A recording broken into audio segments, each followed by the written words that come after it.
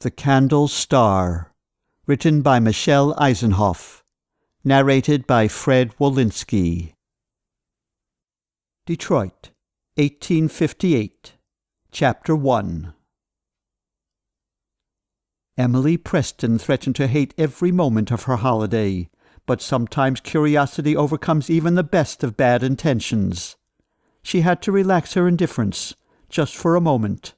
Palms pressed flat against the cool pane of glass, her blue eyes drank in the sea of buildings whizzing past. Detroit surprised her. She was certain she'd find a shambling frontier town, but the city was studded with hundreds of tall, flat-topped buildings that looked as if they'd been nailed into the ground by a giant hammer and abandoned at different heights. Wide avenues rolled with respectable folk, carried along in every possible kind of horse-drawn conveyance, their clatter muffled by the window. And as the train circled the city, Emily counted no fewer than 12 church spires. Of course the town wasn't as gracious as Charleston, back home in Carolina, with its stately old homes and picturesque harbor, but a yearling colt could hardly be compared with the noble lines of a full-grown stallion. Detroit had its own charm, a rough and vital energy that Emily could have found invigorating, if she hadn't been banished here. "Miss Emily, it's not proper you squashing your nose against that glass." Emily turned to the old black man with a haughty shrug. "It really doesn't matter how I behave, Zeke. I don't know anyone in this entire state." "Your uncle be waiting for you at the station, miss. You makes a good first impression." "My uncle," she snorted. "He's lived here so long, he's probably as dull as the rest of these Yankees." She raised her voice, stretching out each syllable like a string of maple syrup. "We're practically on the frontier. Michigan's only been in the Union for 16 years. Why, I'm nearly as old as the state." She tossed her curls, pleased with the dark glances she was generating. The old man gave her a stern look. "You's 14 years old, miss, not 16, and you minds your manners."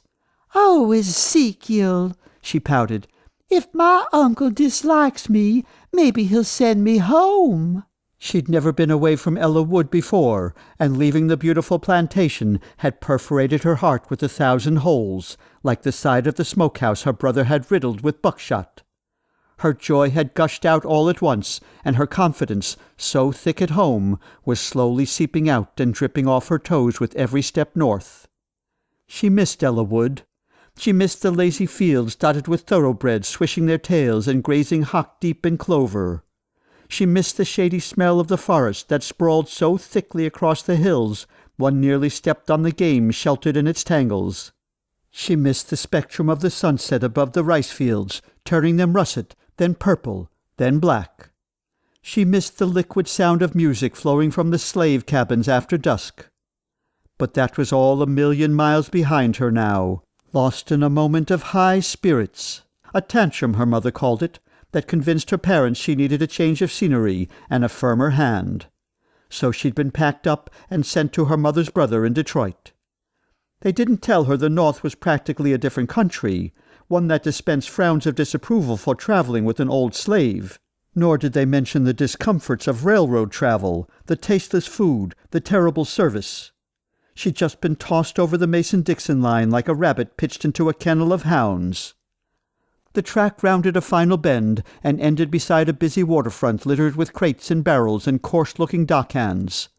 A score of ships lined the river, scratching heaven's floorboards with their bobbing masts, waiting to take aboard the raw timber that rose up in towers beside the tracks. Emily watched a dog dodge beneath a team of drays that stood ready to haul away the cargo being unloaded from a slumbering steamship. Beyond lay the murky green of the Detroit River, then the emerald plain of Canada. The train shuddered and died, wheezing out a last breath of steam. Moments later, passengers poured from its belly, covering the platform like a brightly knitted afghan before ducking into the depot with its cinnamon-colored bricks. "You keeps out of trouble till I finds our luggage, Miss Emily," Zeke admonished as he joined the throng. Emily remained seated until the crush in the aisle disappeared. Through the window she watched the whirl of people mixing and merging and sorting themselves out.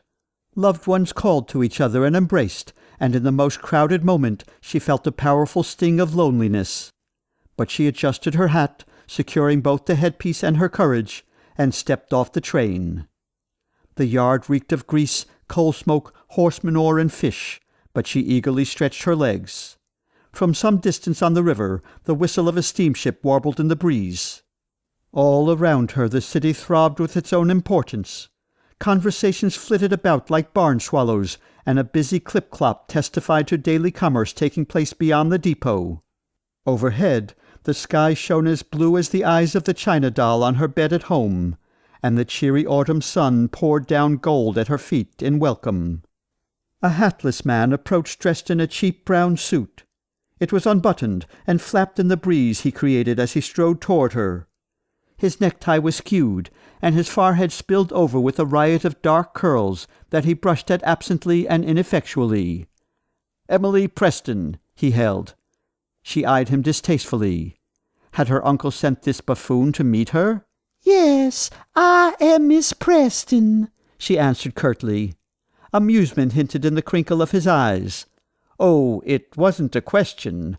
You're the only Southern belle on the platform, and a Milford through and through, I'll add." Irritating Yank. She pulled herself up to her full height and gave him a scathing look. "Manners die out north of Richmond, I've noticed." The man bent in a sweeping bow.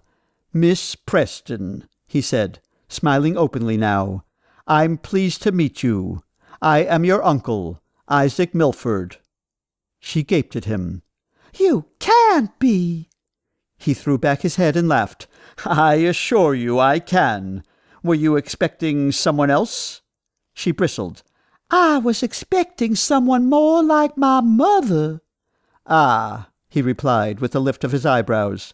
"Someone refined and gentle and polite. I'm sorry to disappoint you, but my sister and I inherited very few of the same qualities. You'll have to settle for blunt, tactless, and stubborn. Thoroughly insufferable, I'm afraid." Perfect. At least he fit nicely into the theme of her trip. Ezekiel approached just then, carrying her carpet-bag with his own small valise. 2 sturdy railroad workers trailed behind him, bearing her iron-bound steamer trunk between them. Isaac thumped the black man heartily on the back. "Zeke, it's good to see you. How long has it been? 15 years?" The old slave grinned, revealing his few remaining teeth. "Long about that, I specs. Marse Isaac, you sure looks fine all growed up." Isaac chuckled. "Perhaps, considering the loose-kneed, gangly kid you remember. Well, come along, you two. My rig is parked out front." The rig was a large open carriage. Harnessed before it stood 2 hacks of indeterminate breeding, one gray, one sorrel. The workers hefted the trunk onto the vehicle's rear-facing seat, and Emily and Zeke settled across from it. Isaac climbed onto the driver's bench. "All set?" Taking her shrug as an affirmative, he flicked the reins over the backs of the mismatched team. Emily vowed disinterest, but when the huge mills and dockside warehouses merged into rows of storefronts aproned in highly colored awnings, her traitorous curiosity got the best of her again. They jogged around a corner and found themselves in the middle of an outdoor marketplace. The road broadened to twice its normal width, and in its center stood 2 long, low, open-air structures filled with vendors and their wares. In one glance, Emily took in a load of golden squash, a wagon displaying needlework and home-canned produce, a crate of squawking hens, and 3 barrels of apples, each of a different color. "This is Central Market," Isaac informed them. "Michigan Avenue runs straight out to the countryside. Makes it convenient for the farmers to haul their goods to town." Next, they turned onto a wide avenue hedged with storefronts. Some of the buildings rose up 5 or 6 stories, with giant letters between each row of windows spelling out their business. Others boasted only 2 or 3 floors, with living quarters on the uppermost and gabled peaks above. All stood with shoulders crammed together so tightly a hand couldn't have passed between them. "We're almost home," Isaac called out, rounding one last corner. Moments later, they pulled up in front of an old brick house skirted with a gray porch and set back from the road. A row of brilliant mums grew before it, like lace edging on the bottom hem of a dress. In the exact center of the building's face sat a red door, with 2 windows on either side and matching windows above. The gravel drive curved into the backyard, and the front lawn boasted a sign with River Street Inn painted in letters as curly as the locks on her uncle's forehead. Emily read the sign a second time. A hotel? Her uncle lived in a hotel? How had her parents forgotten to mention this tiny detail? Isaac must have read her confusion. He explained with some pride. "This used to be a private residence, but I remodeled it into an inn. It earns me a decent living." He offered Emily a hand down. "I hope you will consider it your home during your stay. It's no Russell House, but there are those who've said it's comfortable." Emily scanned the building with keen disapproval, like a judge about to sentence a felon. "I suppose it would do if one was used to primitive accommodations." Her uncle seemed to struggle with a twitch that pulled up one corner of his mouth. "I'm glad you're here, Emily. I've been looking forward to this opportunity to get to know my only niece." And that's when her plan formed. The idea had nudged her on the train, but only now did she see the possibilities. She would make him regret that he had ever met her. She'd make herself so obnoxious and hateful that he wouldn't be able to endure her, and he would send her home.